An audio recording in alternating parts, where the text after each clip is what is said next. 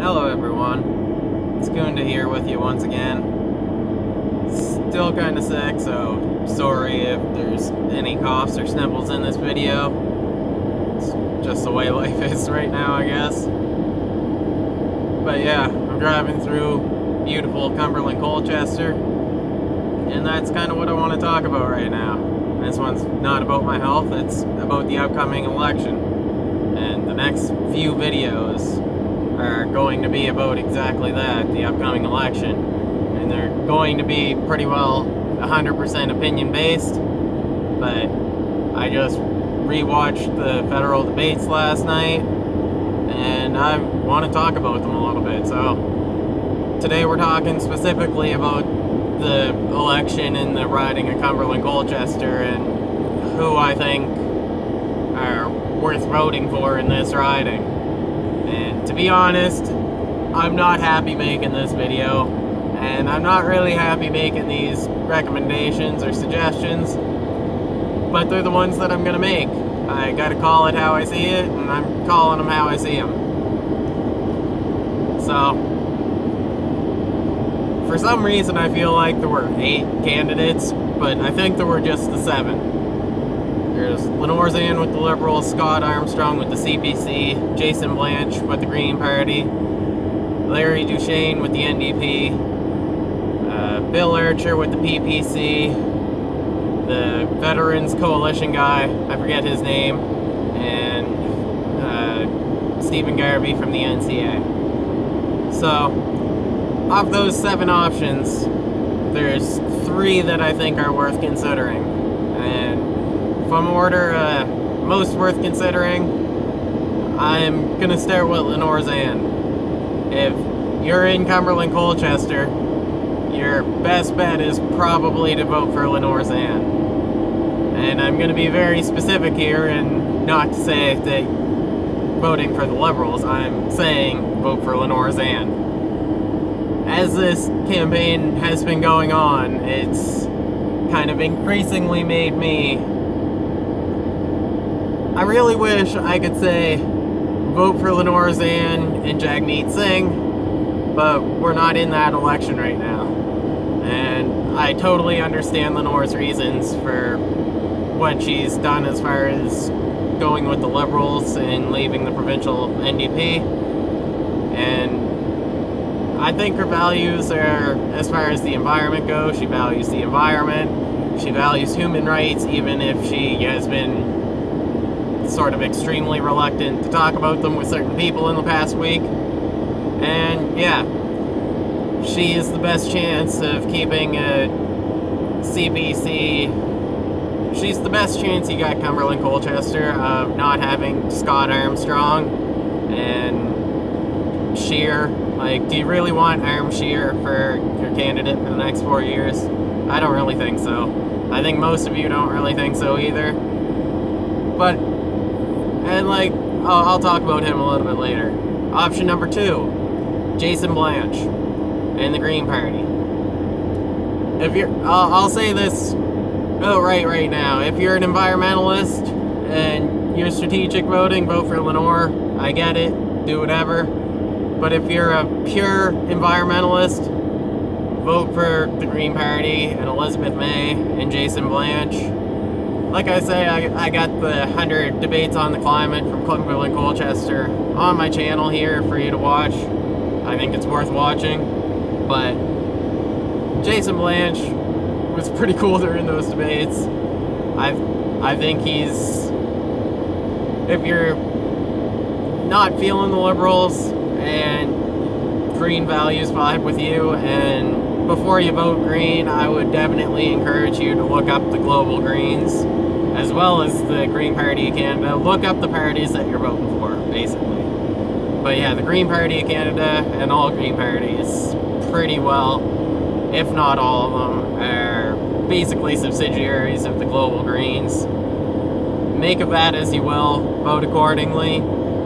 But yeah, option number 2 in my recommendations for Cumberland-Colchester riding is Jason Blanch and the Greens. Option 3, like I said, not super happy with any of these recommendations. I would like to... None of them are ideal for me, but I'm picking all three of them for different reasons.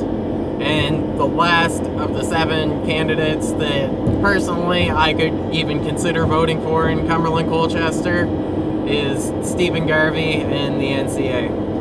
And I would never have thought that I would say that after the first time that he was in Halifax and then Truro. Like, I don't like a lot of what the NCA is about. I don't like what they stand for. I wouldn't vote for them. But there are certain things that they talk about that other leaders are fairly unwilling to talk about, to some degree, even Maxime Bernier. But he's got nuts to come here and to stare mobs and crowds that are very hostile to him in the face. I understand why they're hostile to him. It's not a great feeling being a Nova Scotian and having so many people from Calgary come from away, try and tell you who to be, what to think, and what to do, and in this case, who to vote for. And I don't really think he's getting that, but because of his anti-globalist stances, and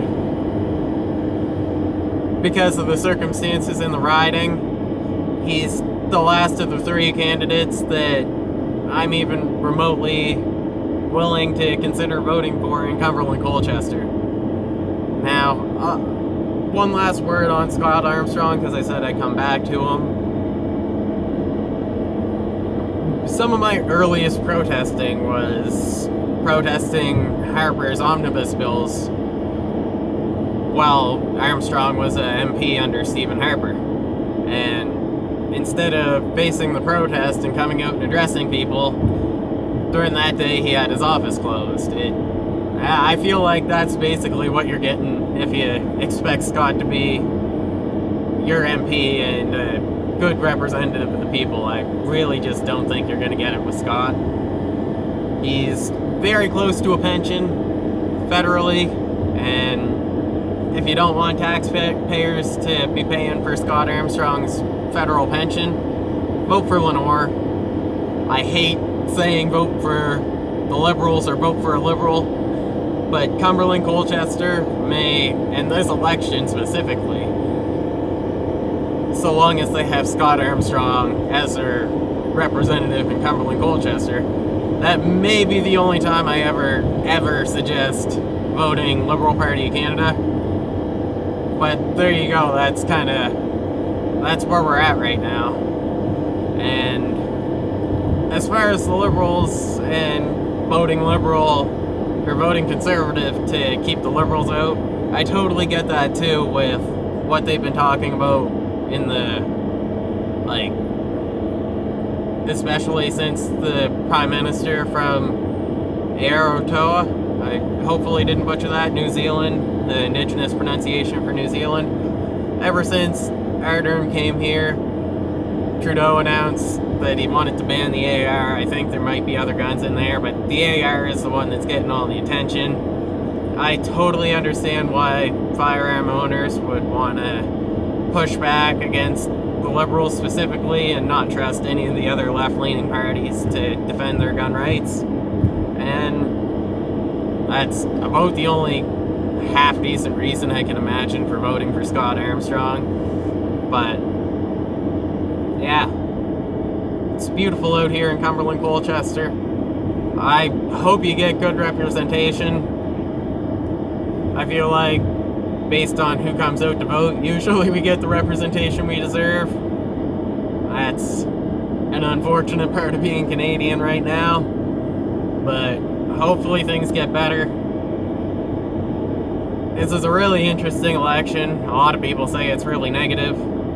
I don't think it's so much negative as it is the leaders aren't really holding any punches. They've kind of left the politeness back in August or July somewhere and are just getting right down to the gritty of politics with each other. I mean, it would be nice to see more of the here's what we're doing, not what the opponent's doing, but to be honest, as far as the two dinosaur parties, that's basically what they have to work with right now. Scheer's got all of Harper's fuck-ups to capitalize on, and Scheer's got all of Trudeau's fuck-ups to capitalize on, and Trudeau's got all of Harper's fuck-ups to capitalize on, and any hole in the CPC narrative the Liberals have been poking at, and vice versa with the Conservatives. It's weird. It's a weird race, but it'll all be over in about half a week. We'll see where the country's at in a week, and thanks for watching. And I wish you all the best, and I look forward to talking to you in tomorrow's video.